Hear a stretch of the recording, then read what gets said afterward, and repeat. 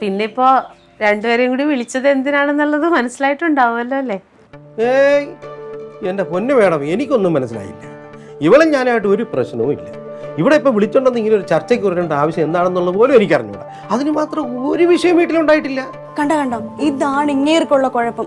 രാത്രിയായി പേവെള്ളം അടിച്ചിട്ട് വന്ന് വീട്ടിൽ കാണിക്കുന്ന മേളമൊന്നും പറയണ്ട.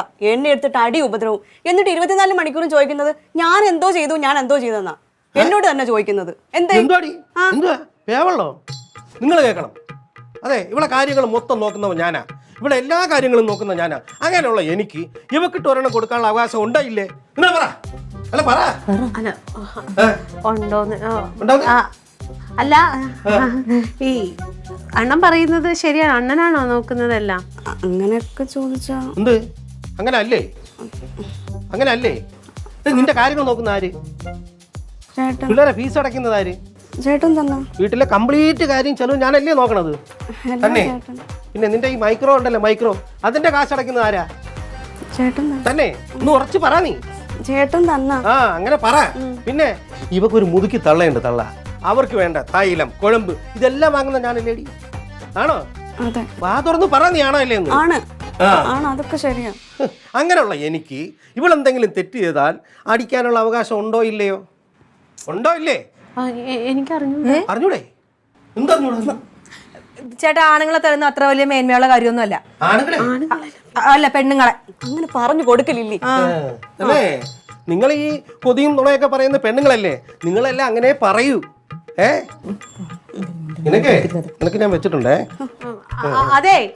എന്ത് പിന്നെ കുറച്ചും കൂടി മാന്യമായിട്ട് സംസാരിക്കണം. നിങ്ങൾ എന്താ വിചാരിച്ചത്? ഈ പെൺപുലി എന്ന് പറഞ്ഞാല് ഒരു ഇതുള്ള സംഘടനയാണ്. അതിനകത്തുള്ള കാര്യങ്ങൾ നല്ല അച്ചടക്കത്തോടു കൂടി ചെയ്യണം. ഞങ്ങളുടെ ഒരു മെമ്പറിനെ എന്തെങ്കിലും ചെയ്തിട്ടുണ്ടെങ്കിലുണ്ടല്ലോ, ഞങ്ങൾ അത് കൈയും കെട്ടി നോക്കിയിരിക്കൂല. നോക്കിയിരിക്കൂലേ?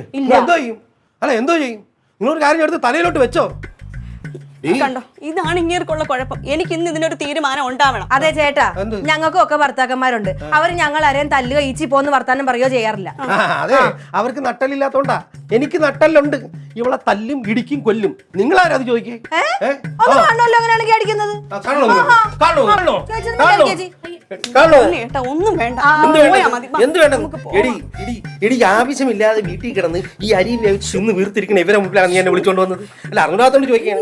ഇതെല്ലാം അന്തസ്സുള്ള ഒരാളെ മുമ്പിൽ വിളിച്ചോണ്ട് വരാത്ത കോംപ്രമൈസിന് എന്ത് പോവാന്ന്?